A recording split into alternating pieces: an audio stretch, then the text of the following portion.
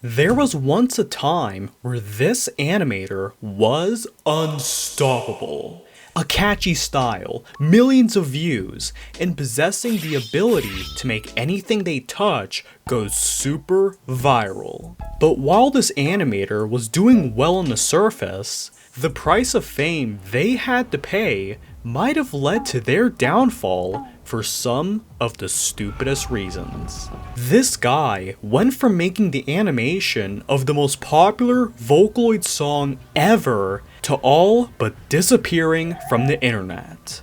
Who are they and what happened? Meet channelcaststation. They're a Korean animator that rose to prominence in 2024 after posting a few Miku animations during the YouTube Shorts craze. One of the animations that helped them rise was a music video of Anamanaguchi's Miku, or, you know, the one that goes, ooh-wee ooh. The thumbnail looks like she's Tarzan web-slinging. These shorts would easily eclipse tens of millions of views, and when they were reposted onto TikTok, they became many people's first exposure to Vocaloid as a whole. Channel would use this newfound exposure in some very peculiar ways. That's when we come to channel's second big hit, a fan animation of Deco Nina's super duper popular song, Rabbit Hole. It follows Miku in her bunny suit, singing about how long-term love is pointless, and how she is addicted to short-term pickups. AKA, she is addicted to sex. The music video reflected the double meaning of the song perfectly, with the bubbly movement and fake-outs of Miku getting railed on by one of those mall kiddie rides. The exposure was especially prevalent on TikTok and Twitter, where new Vocaloid fans, kids, and Vocaloid Kid fans were a bit concerned over the portrayal of Miku, notably her age. According to Krypton Future Media themselves, Miku's original design is depicted as a 16-year-old. Keyword, original design.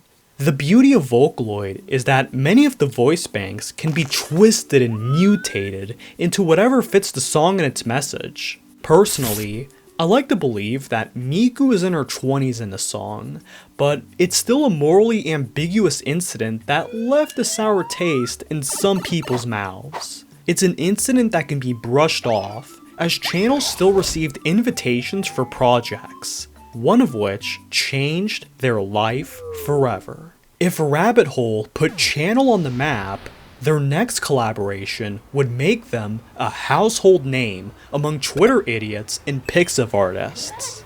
Enter Mesmerizer.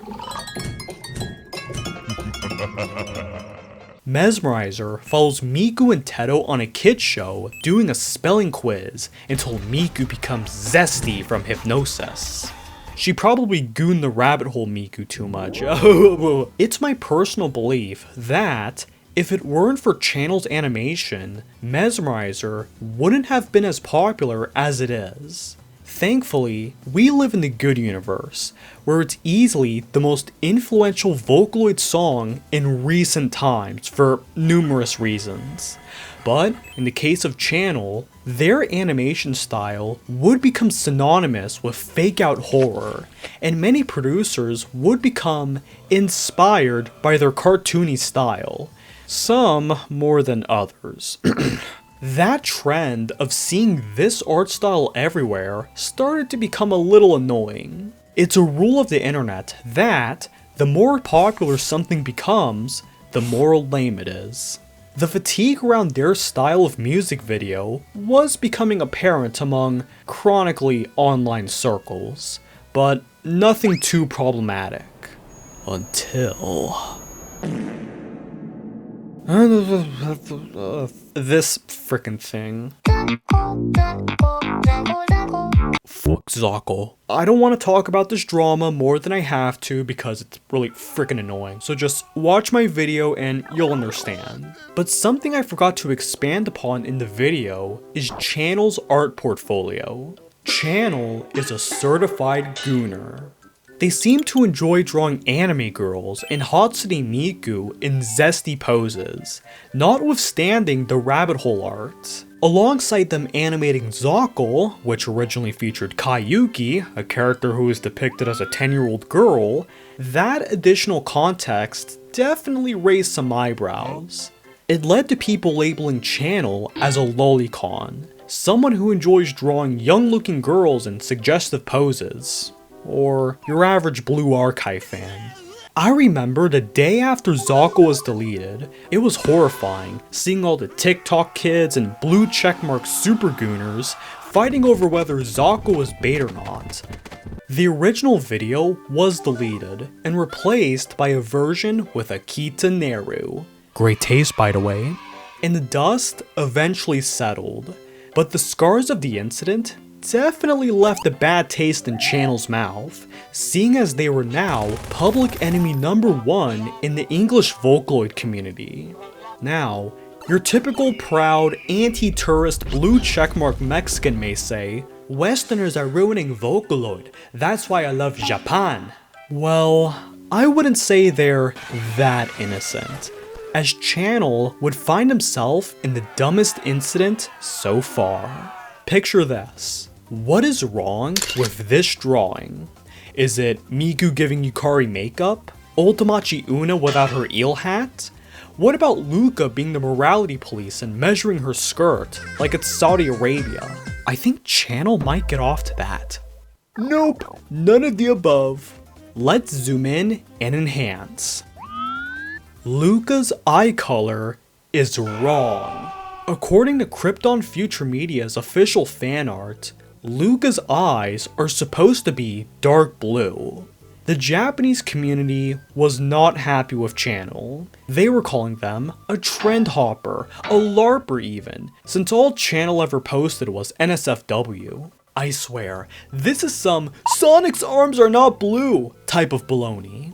If I remember correctly, Japanese fandom culture places more emphasis on being accurate to the original depiction made by the creator of a work. It's kind of like Japanese cosplay culture is so competitive compared to the English-speaking world, but I don't know. The fact of the matter was that Channel was getting attacked for some BS reason over something most people don't even care about from many different angles. And I feel that was kind of the last straw from the guy. Throughout the second half of 2025, Channel would slow down on their content creation grind.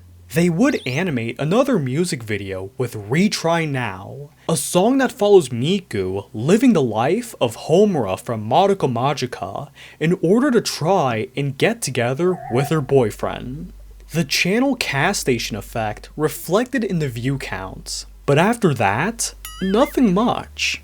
Channel would remain on Twitter for a little while posting their art, but even there, they began slowing down and eventually privated their official account, redirecting people to their secondary Twitter account, only to slow down there as well. They haven't posted on their YouTube channel in a year, their Pixif page is a ghost town, and their most recent Twitter post was back in February, where they were replying to a person with a Mesmerizer Miku plush with two Tetos holding up Miku during her zesty trance. Did Teto eat the double cherry from Mario?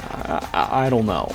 The fact is, Channel kind of went MIA, and it's honestly rather tragic. The fact that this guy rose to prominence so fast and became the most hated guy in the Vocaloid scene just as quickly, I feel it honestly broke their hearts. I bet Channel is still drawing, but is mainly keeping it to themselves and their gooner friends. But that begs another question. Will they ever return? I think it's kind of up in the air. Retry Now was received positively despite releasing in the midst of the drama. The ultimate takeaway that I've got from this story is that many people want to become famous, but only a fraction of those can handle the fame. Look at the Minecraft YouTuber Dream. He used to get into drama every other week back in the day for the stupidest reasons. Yet, he's here and still thriving. somehow. The Suwawako expert prediction is that I think Channel will keep a low profile until they're mentally ready to return. Or they might be dead in a ditch somewhere in Seoul. You never know.